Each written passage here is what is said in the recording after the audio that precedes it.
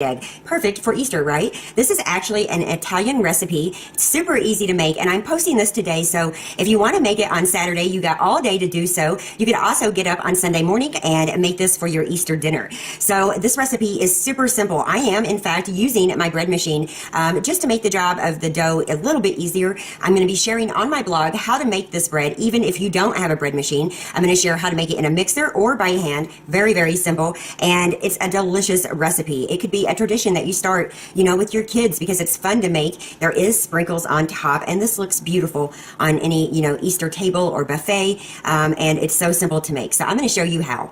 Okay, so as you can see, I have all of my ingredients out. Now, before I get into each ingredient, I am, like I said, using my trusty Cuisinart bread maker. Now, I will have the recipe for the bread maker and by hand on my blog in case you want to make this, but you could definitely make it today, the day before Easter, or if you're having an Easter dinner, you could make it early in the morning. So that's why this is going up. I wish I would have gotten it a few days earlier, but here I am. I'm sharing it today. So what you will need is 1/4 cup of water and 2/3 cup of milk. Now, both of these have been heated in the microwave for about 1 minute. I checked the temperature. You want it around 110 degrees. It was about 124 when I took it out. So by the time I'm done sharing this with you, it'll be about the right temperature. And then you're going to need 3/4 of a cup of softened butter, just room temperature. Then you're going to need 2/3 cup of sugar, 3/4 of a teaspoon of salt. I'm using kosher. 1 teaspoon of vanilla extract, 1 lemon juiced, and so I just used my hand juicer, 2 eggs beaten up, 5 cups of flour. I'm using bread flour, but you could certainly use all-purpose. And then you're going to need 2 1/4 teaspoons of some active dry yeast. So that is all you're going to need for this part of the recipe. And the reason I'm using my bread maker, and by the way, this is the order they got to go into the bread machine. So you're going to add your water first, then the milk. You can see I got my paddle down there. And now the butter. Get in there, butter. There we go. Got to get the rest out. Just use my fingers. I have clean hands, you guys. That's one of the best tools in the kitchen. Now the sugar. Now the salt. The vanilla. The lemon juice. And the eggs. In it goes. And now all the flour. So just get it in there. It's going to be a little dusty. I'll just kind of add it slow so not too much, comes up. There we go. And then, let me get the rest. I even it out. Now this doesn't have to be perfect because we're going to take the dough out and, make the braids ourselves. So I added just a little bit of a well, and now we're going to add our yeast right in the middle. So it has to be in this order so things happen on bottom without affecting the yeast. And again, the directions for this, by hand or with your mixer will be on my blog. So we're just going to shut the bread maker. And now we are going to pick 10 because that is dough on this machine. And we're just going to start it. So it's going to do its thing in there, and once the dough is ready and it's risen, we'll braid it in the little rounds that the little bread rounds that we will make, and we will let it rise again, and then we will bake it with the eggs in it. And I will explain all of that, but we're going to let this do the work. Now, if you're doing this by hand, the directions, like I said, are on the blog. It's still super simple. It does require more work with your hands, which is why I like a bread machine because I have kind of weak hands. But you can definitely make this. It's not hard. So we're going to let this work, and I will be back when it's ready. So I am just giving you an update. It is at the rise period. We have about an hour left. You can see it down there, and we're just going to allow it to rise, and you would also be at the rising state if you have mixed and kneaded up your bread by hand. So always remember, keep it in a warm spot, cover it up, don't open your bread machine if you're using one, and let it rise without being disturbed. Okay, so while the bread dough is rising, I'm going to start getting my eggs ready. Now, I'm using Dudley's Majestic die packets, and they're just these little packets like this. And you put your raw eggs. Do not boil your eggs first. They will cook in the oven, I promise. So take your raw eggs and get them dyed. You can use just your standard. This is a really nice little method where you put well, usually you would put a boiled egg if you're doing this, for normal Easter eggs. But for this recipe, you take a raw egg and just put it in one of these little bags, put the color in, and just kind of, work the bag around the egg. So that's what I'm going to get busy doing.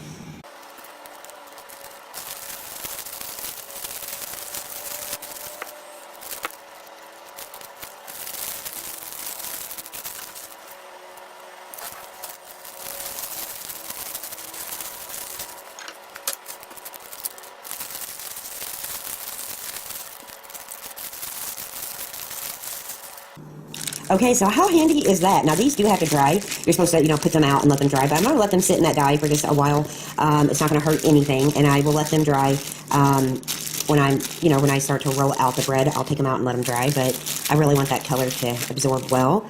And, gosh, it's a wonderful way of doing Easter eggs. So, here's the little packets like I showed. Cleanup is easy. This is genius, really. But get your eggs dyed, and if you skipped this video and tuned in, these eggs are not cooked. They are raw. So, number one, be careful. They will crack and break on you.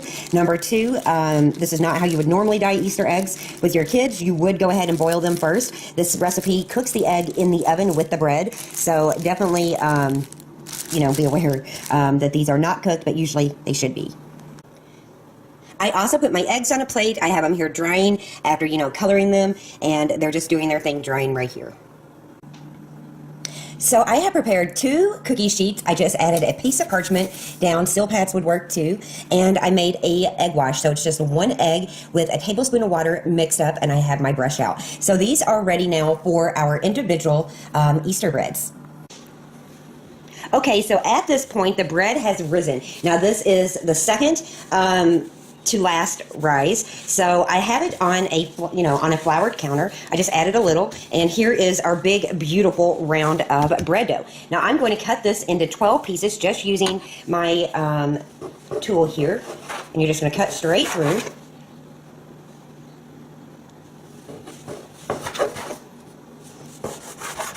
This is very much like a brioche. This bread is sweet, so children love it. It's so fun to make.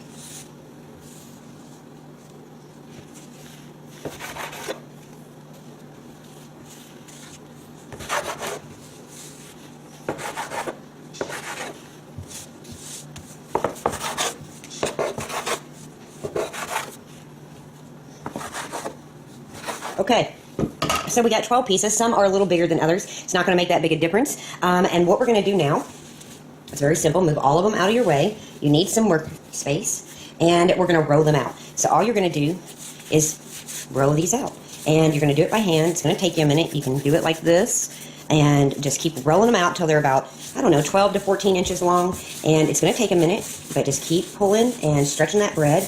Roll it in your hands. This is the part that is fun to do with the kids. This is a great family tradition that you could start with your children and, make every Easter. So you're going to roll these all out, and that's what I'm going to get busy and do. So you just keep rolling them out. They don't have to be perfect.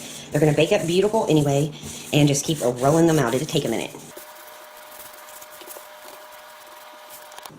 Okay, so the first 2 are rolled out. You can see they're not perfect, and I try to get them about the same size. So you're going to pinch the top together, and then you're going to braid them. So I like to pinch and turn and tuck under, and that way they kind of stick together. And then all you're going to do is braid them, take one piece over the other, just like this. I kind of stretch it a little bit as I go.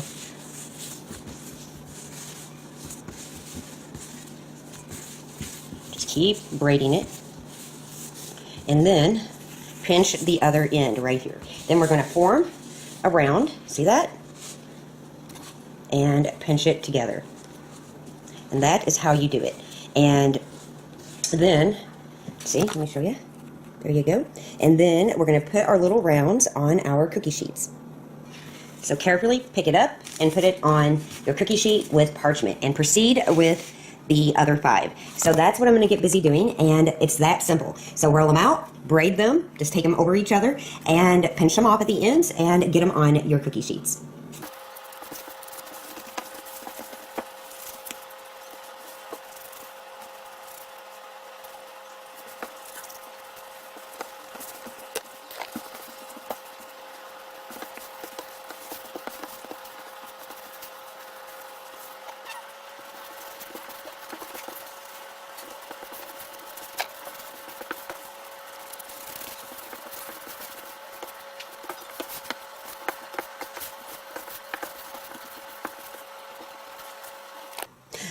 Okay, so I have all the little bread rounds made, the little braided bread rounds. Now these, some of them are a little bigger than others. That's not a big deal. Now, if it bothers you, you could certainly just weigh out each piece of dough and make sure you have, the same size. That's how it would work in a professional kitchen or if you were selling these. But just for a home dinner, I don't really feel the need to do that. So I have these on my stove with my oven on super low, like warm, with the door cracked. I'm going to leave these sit. I'm going to cover them up and I'm going to let them sit for about an hour and rise again. And then we will finish them off and get them baking. Super, super simple. So if you do start this the morning of, get up early and get it done because it does take, a few hours with all of, the different rises that the bread has to go through.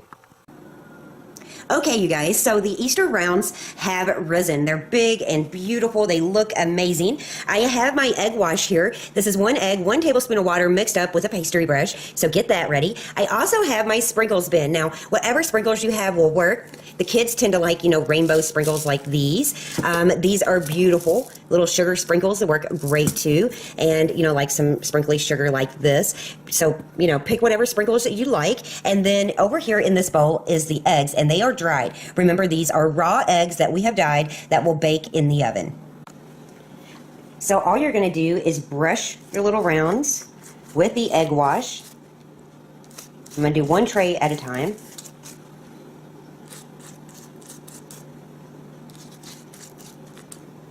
Get them coated well. It's what's going to make them shiny and beautiful. Now remember, some of these are bigger than others, and that's okay. Again, if you want it to be like perfect, weigh out each piece. I wasn't that worried about them being, exactly perfect. Homemade is fine with me, and, homemade doesn't always look perfect.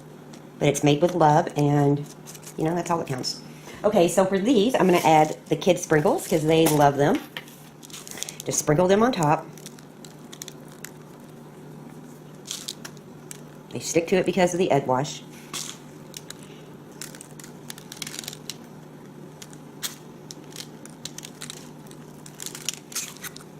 This is a really big one over here. It's really pretty.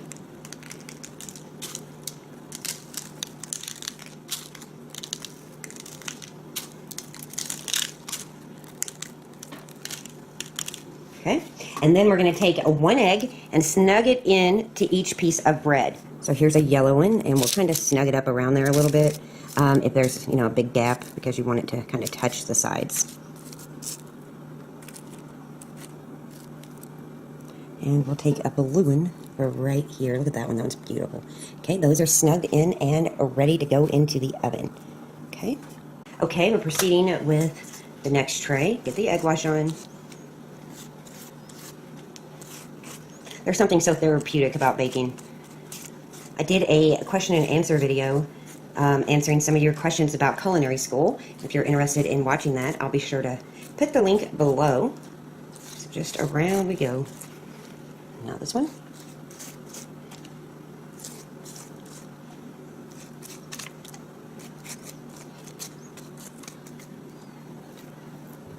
Okay. For this one, I'm going to add some of these sprinkles. And just kind of put them around.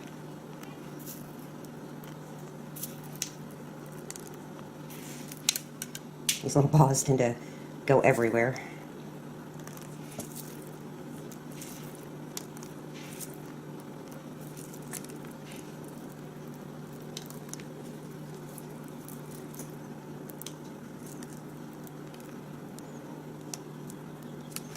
A couple more. You want them to look pretty. There we go. And now I'm going to add some of the blue sprinkles, just to kind of top it off. This is the one I'm using. These are sugar sprinkles, and I'm just going to kind of just add a little on each one. And then we will go ahead and put an egg in the middle of each one of these. Snug that egg right on in there.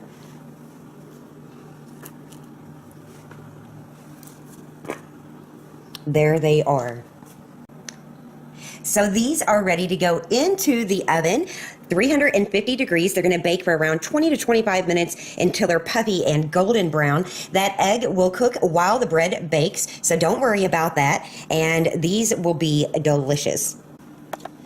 So I have the racks on the top part of the oven, and since these cook for about 20 minutes, I'm going to switch them around and rotate them in about 10 to 12 minutes, just to make sure they're cooked evenly, and they are going to be delicious. Look at how beautiful these are. They are gorgeous. They are out of the oven. I'm going to let them cool for just a little bit, and then I'm going to put them in an airtight container, and I put them in the refrigerator until our Easter dinner. I will actually bring them out on Easter morning so they become room temperature, and yeah, that's our Easter day bread. Gosh, that looks so good. So you guys saw how easy it was to make, these beautiful Easter breads with the egg in the middle. Isn't that cool? Kids usually tend to like that. These are delicious, and if you have, any questions at all, you can leave those in the comments. I'll do my best to get back to you right away because the holiday is 2 days away.